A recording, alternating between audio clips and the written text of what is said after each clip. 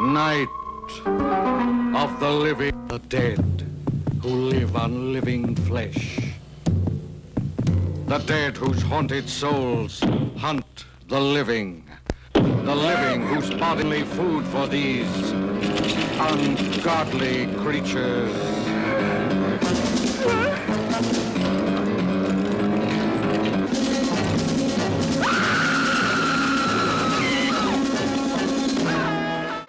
George Romero's cult classic 1968 film, The Night of the Living Dead, marked the beginning of a flood of zombie, vampire, and other undead films that have become cultural icons in our time. Zombies signify the world of bureaucratic existence, a world in which individuals are stripped down, devoid of deep religious meaning or musical overtones, doing rational work, tightly controlled, without autonomy, living a kind of nightmare existence between the first and second death. Our understanding of bureaucracy as a particularly modern social form, and bureaucracy and bureaucratic thinking as a uniquely modern social problem, comes from Max Weber. To Weber, bureaucracy is literally a social machine, engineered for maximum efficiency, engineered so that the pieces, the parts, the people within a bureaucracy work together smoothly in efficiency with a minimum of free play, free movement, and wasted effort. Bureaucracies literally are structured to eliminate the free play of human beings in the same way that machines are engineered to eliminate the free play of their component parts. Max Weber specified 6 characteristics of bureaucracy. First, specialization of function, a division of labor in which the individual becomes a narrow technical specialist rather than a broad generalist. 2, the organization of the bureaucracy into a hierarchy of offices.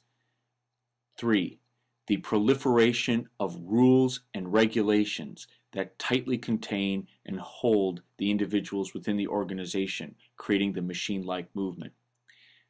4, technical competence is the criteria for intake into the bureaucracy and processing within it.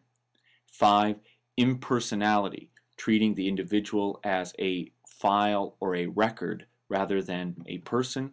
And 6, the predominance of formal written communication everywhere within the bureaucracy. Bureaucracy actually means the rule of the bureau. Bureaucracy has certain advantages. It's efficient, it's fair, it's predictable, and it consolidates power and administrative control in a few hands, thus ensuring that the organization is able to respond with a lot of speed and dexterity. But bureaucracy has many disadvantages too. It's inefficient when dealing with non-routine things. It's dehumanizing for the people who work within it and processed by it. It's alienating for the people who work within it and are processed by it, in the sense that it removes the capacity to control the self and gives it over to the organization. Finally, it's anti-democratic. Bureaucracy consolidates power in the hands of a few. Democracy depends upon the many having input and the capacity to determine their own life.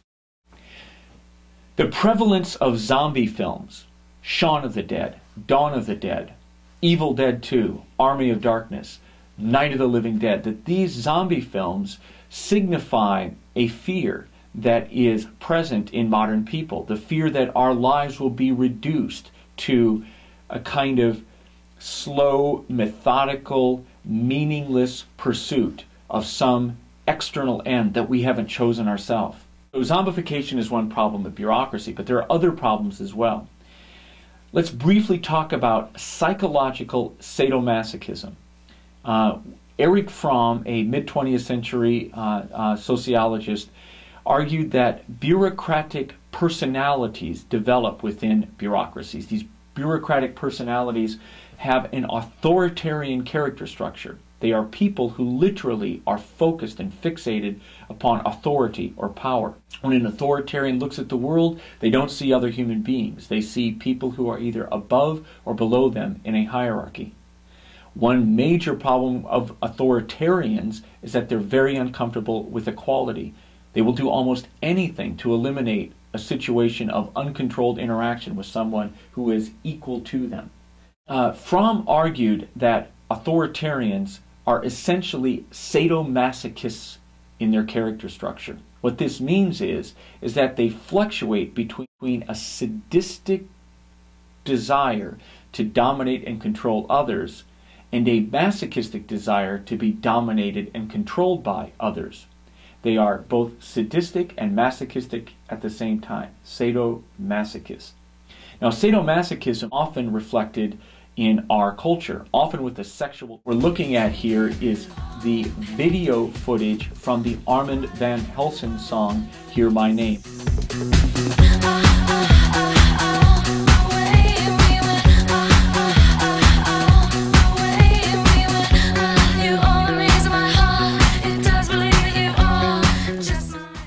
In this video, we see two beautiful women spanking large numbers of voluntary spankees, people who are choosing to submit themselves to the discipline and authority of other people.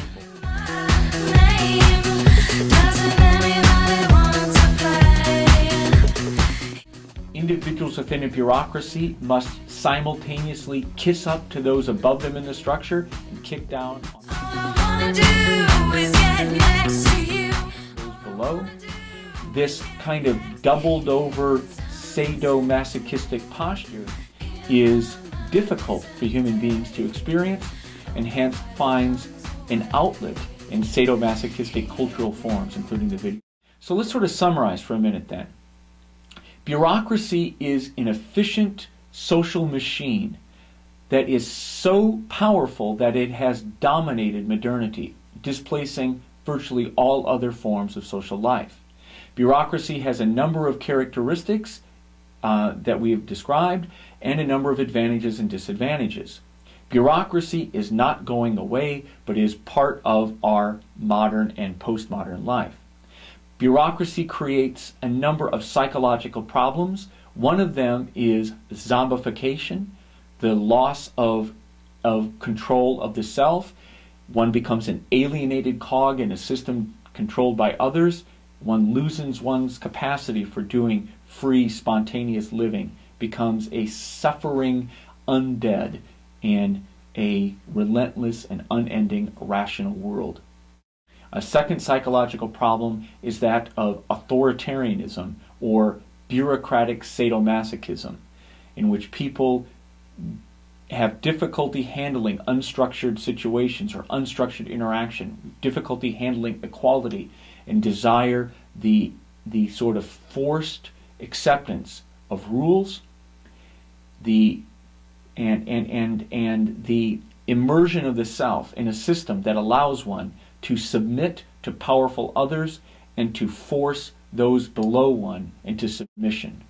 So kissing up, kicking down, dominating, submitting, dominating, submitting, dominating as a way of life. That zombification and sadomasochism have become widespread in our time is a warning about the future of democratic society.